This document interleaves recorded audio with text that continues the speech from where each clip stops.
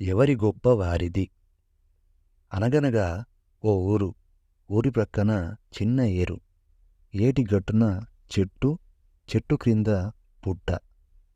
చెట్టు మీద చిన్న పిట్ట, నీటిలో ఓ బుల్లి చేప, పుట్టలో ఓ పెద్ద పాము ఉండేవి. పాము ఎప్పుడు చూసినా రుసరుసలాడుతూ కస్సుబుస్సుమంటూ ఉండేది. పిట్ట కిలకిల్లాడుతూ, చేప కలకల్లాడుతూ ఉండేవి. వానొచ్చినా ఎండొచ్చినా, మంచు కురిసినా మబ్బులొచ్చినా పిట్ట కువకువలాడేది, చేప రెపరెపలాడేది.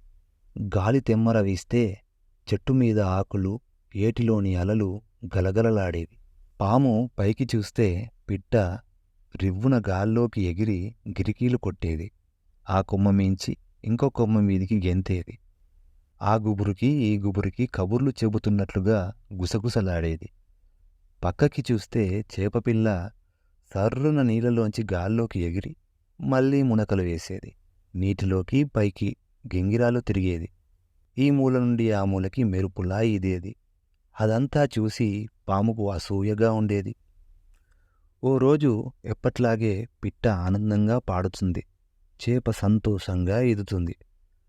పాము కదంతా చూసి ముందు కోపం, ఆ పైన ఏడుపు వచ్చాయి.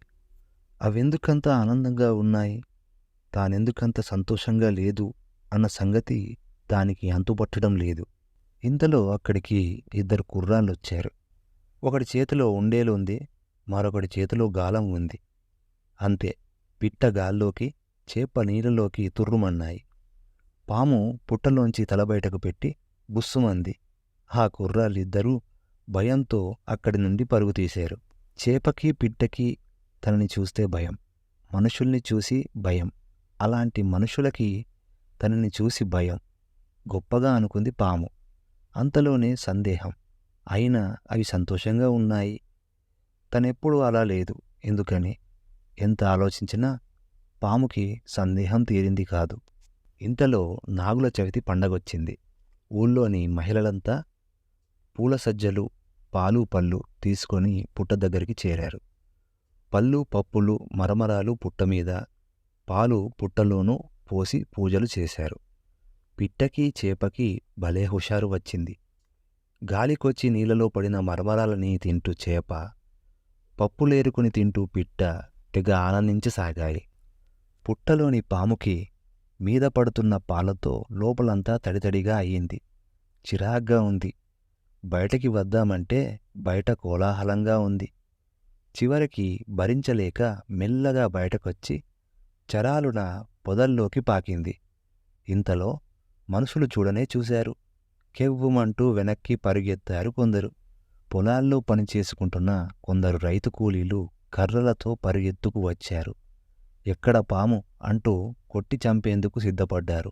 మామూలు రోజుల్లో సరేగాని ఈరోజు నాగుల చవితి, అంత పని చేయకండి అని కొందరనడంతో వెనక్కి తగ్గారు. ఏదో పూజ అయ్యిందనిపించి అంతా అక్కడి నుండి వెళ్ళిపోయారు. అంతసేపు పాముకి పై ప్రాణాలు పైనే పోయాయి. ఆ రోజు గడిచిపోయింది. ఇదంతా పాము మరిచిపోలేకపోయింది. తనని చూసి భయపడే మనుష్యులు, తనకి పూజలు చేసే మనుష్యులు తననే చంప ప్రయత్నిస్తారు. ఎప్పుడెవరి కంటబడితే చావగొడతారో అన్నట్లు ఎప్పుడూ నక్కి నక్కి బ్రతకాల్సిందే తను. చేపా పిట్ట ఎంత హాయిగా ఉన్నాయి అనుకుంది. ఇక లాభం లేదని ఒకరోజు చేపని పిట్టని పేరు పెట్టి పిలిచింది. చేప ఒడ్డు దగ్గరికి, పిట్ట కింద కొమ్మ దగ్గరికి వచ్చి ఏమిటి అన్నాయి. పాము, మీరు మనుషుల్ని చూసి భయపడతారు, అదే మనుషులు నన్ను చూసి భయపడతారు. అయినా మీరు హాయిగా ఉన్నారు, నేను సంతోషంగా ఉండలేకపోతున్నాను. తేడా ఎక్కడుంది అని అడిగింది.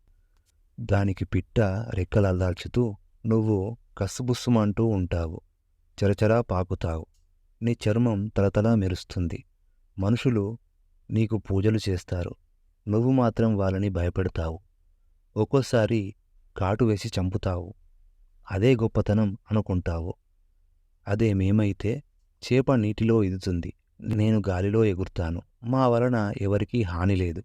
నేను నీలా బుస్సుమనలేను, చేపలా ఈదలేను. కాని గాల్లో ఎగరగలను. నా గొప్ప నాది, మీ గొప్పలు మీవి. మీలా నేనెందుకు లేను అనుకుని నేను ఎవ్వరినీ చూసి ఈర్ష్యపడను. దేవుడు నాకిచ్చిన వాటిని ఆనందిస్తూ గడిపేస్తాను. నాకు ఇన్నింటినిచ్చిన దేవుడు కడుపు నింపుకునేందుకు కొన్ని గింజలు కూడా ఇస్తాడు అనుకుంటే నాకు సంతోషంతో సంగీతం వచ్చేస్తుంది అన్నది. పాము చేప వైపు తల తిప్పి చూసింది. చేప తోక ఊపుతూ వయ్యారంగా కదిలి పిట్ట చెప్పిందే నా జవాబు కూడా అనేసింది. కిలకిల్లాడుతూ పిట్ట గాల్లోకి, చేప నీటిలోకి నింపాదిగా వెళ్ళిపోయాయి. పాముకి ఉసూరుమనిపించింది. మౌనంగా పుట్టలోకి చేరి ముడుచుకు పడుకుంది. అందరూ తనని నాగదేవతగా తలచి పూజిస్తున్నారని గర్వపడింది గాని తనని చూడగానే కర్రతో కొట్టి చంపబోతున్నారని మరిచిపోయింది. అతిశయమే గుర్తుంది గాని భయం గుర్తులేదు. స్వేచ్ఛగా పాడే పిట్టని, ఈదే చేపని చూసి అసూయపడింది తప్ప తాను ఇతరులని కాటువేసి కీడు చేస్తోందని గాని బుస్సుమంటూ భయపెడుతుందని గాని పట్టించుకోలేదు. అందుకే పిట్టలాగా చేపలాగా తాను సంతోషంగా ఉండలేకపోయింది. ఇవన్నీ ఆలోచించే కొద్దీ పాముకి విషయం బోధపడింది. తన్ను గురించిన జ్ఞానం తనకి కలిగింది. ఆనందంగా ఉండాలంటే కోపాన్ని, అసహనాన్ని, అహంకారాన్ని వదిలేయాలని అర్థమైంది. ఆచరణే మిగిలింది. ఇంతటితో ఈ కథ సమాప్తం. మరిన్ని కథల కోసం పాతకాలం కథలు ఛానల్ని సబ్స్క్రైబ్ చేసుకోండి.